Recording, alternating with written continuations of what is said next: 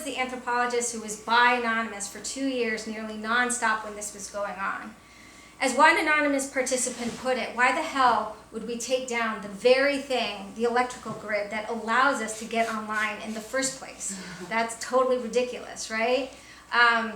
There really was no desire to do any extreme hacking that would cause harm of life, right? So I was pretty sure about that. So I felt like this was something that the US government wanted printed in the paper. There was no evidence whatsoever provided. Why a journalist even published it in the first place, I have no idea. Maybe it was a scoop, right? That was likely it, because no one else had been given that tidbit of information.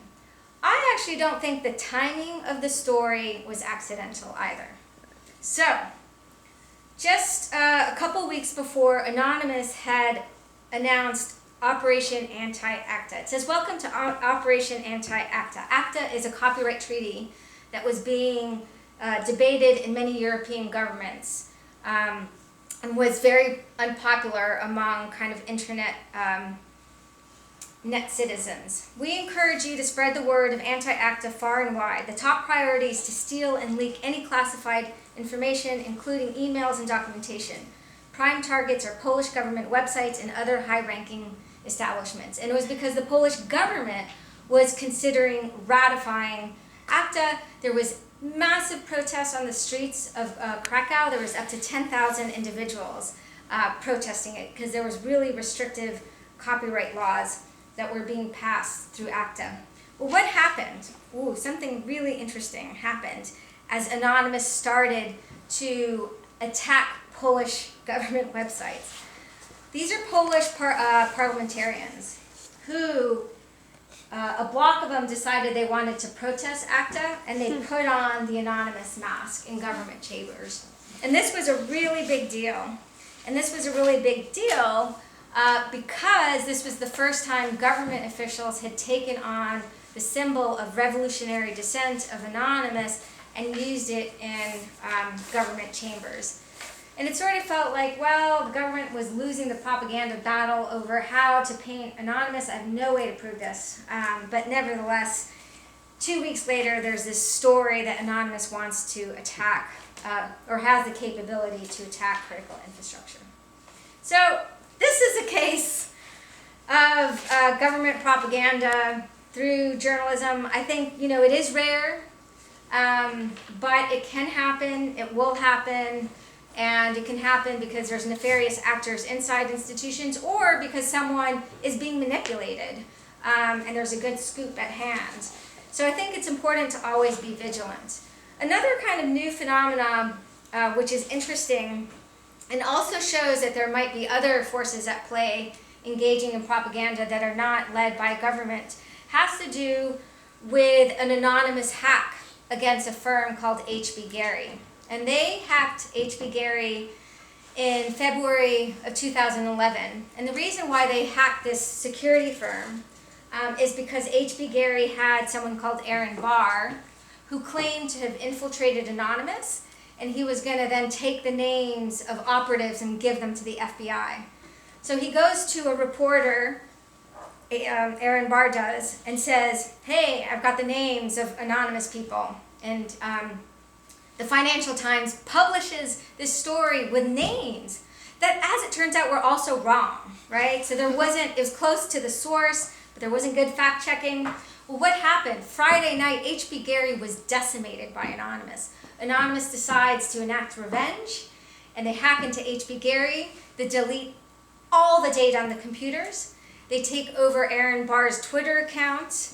They wipe his iPad, his iPhone, and they just kind of destroy the company. It was an act of revenge, and also to say you're going to mess with Anonymous, or as, Colbert ran a segment on it.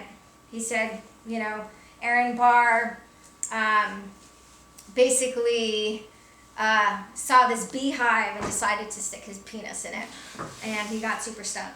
But what happened was that they downloaded all the emails from the company. And what they found was really interesting. because in the emails was a PowerPoint presentation between H.B. Gary, Barrico, and Palantir.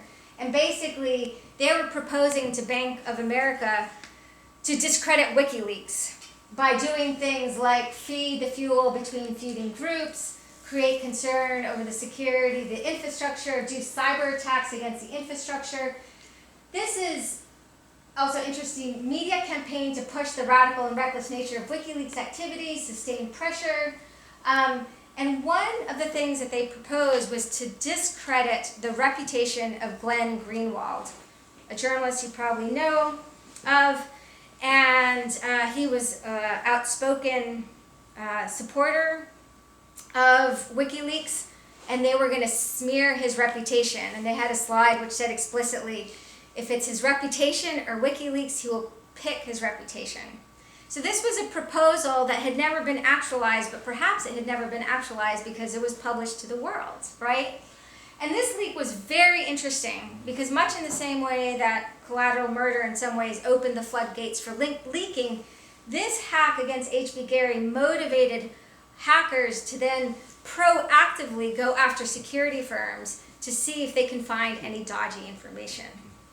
And it's a tradition that continues even outside of WikiLeaks with hackers like Phineas Fisher, who has since hacked into 2 security firms, Hacking Team and Gamma Group, and has released some very important information, especially with Hacking Team, where he releases emails. And Hacking Team creates software that's used by dictatorial regimes to spy on journalists and activists.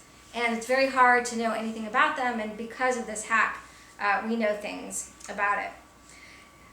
I'm now starting to kind of wrap up a bit, but one of the kind of scary things about what has gone on is, well, obviously any hacker caught for hacking into a security company is going to get a long time in jail. And Jeremy Hammond is doing a 10-year sentence, and he hacked into a company called Stratfor. Journalists that are associating with Anonymous are also getting in trouble. So Barrett Brown is a journalist who got 5 years in prison. And, you know, as I described it, he couldn't hack himself out of a paper bag had he wanted to. He was not a hacker. But he did want the emails that Jeremy Hammond had access when he hacked into another intelligence firm called Stratfor. And Brown was doing everything possible to get those emails. And he also, he told Anonymous and Jeremy Hammond, hey, I'll redact some information if you give me the emails. And for offering that help, he was considered to be assisting the hackers. He got in trouble for some other things. It's actually a really fascinating case, but I really recommend that you check it out because it is really frightening that someone who, you know, maybe should have gotten into a little bit of trouble because he made a video threatening the FBI. I don't think 5 years in jail and $1 million fine is warranted. And I do think journalists who are in the trenches with hackers and getting information from them are very liable to getting in trouble.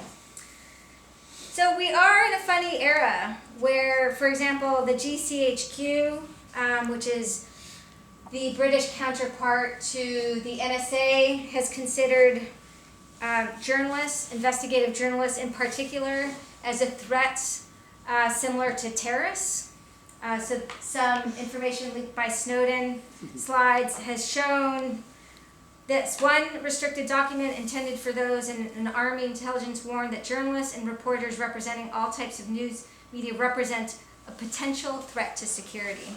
It continued, of specific concern are investigative journalists who specialize in defense-related exposés, either for profit or what they deem to be of public interest. GCHQ information security assessments, meanwhile, routinely list journalists between terrorism and hackers. I love how journalists are above hackers, you know, as like more of a threat. As influencing threat sources, with one matrix scoring journalists as having a capability score of 2 out of 5 and a priority of 3 out of 5, scoring an overall low information security risk. So, I think these are indeed weird times. where journalists are being put in very tough positions. They're being blamed at times for encouraging the use of encryption among terrorists. And I think what is really, really key is that it's really important to inculcate fierce independence as journalists, precisely because there's all these forces that make it difficult to publish information. And I think the more establishment places you are, the harder it can be. And one of the examples I really like to give is of James Risen. James Risen is a Pulitzer-winning journalist who works for the New York Times, and he wanted to publish a story about wireless wiretapping. This was way before Snowden had made revelations, and the New York Times was not allowing him to publish the story because the government asked the New York Times, no, please, this is a threat to security. So James Risen did the right thing. He said, you know what, New York Times, I'm going to scoop you guys by publishing my book about this. So either the New York Times can win the prize or I can win the prize alone. So then the New York Times published the story. But it took James Risen to kind of threaten his employer in order to release the story. But you know, not everyone is James Risen. Either has the guts or has a book coming out or has won prizes, right? This is not a situation that, not everyone is in this situation. So I think it's, you know, incredibly important to support the types of organizations like the Freedom of the Press Foundation and others that are trying to ensure that journalists, whether you're part of an institution or not, can do their job without government meddling. And Freedom of the Press Foundation actually just released this story that shows that while Congress was trying to make it easier to engage in requests for documents through the Freedom of Information Act, the Obama administration has killed that process, right? So the threats are kind of very real. So in the end, I also think it's important for journalists to cultivate friendships with hackers. And they do come from, you know, their own kind of cultural background. So it's worth reading up about them. Because I really do think that, you know, as Jacob Appelbaum has said, he was a WikiLeaks supporter and currently works for the Tor projects. He says, when the media is gagged, we refuse to be gagged. We refuse to be silent. And I think it's really interesting to ask, like, why are hackers so unable to shut their mouth? I think that there's really interesting reasons for that. But they can be an amazing kind of ally and source when you are gagged. So I do think they're more friend, maybe sometimes frenemy, than foe. So thank you very much.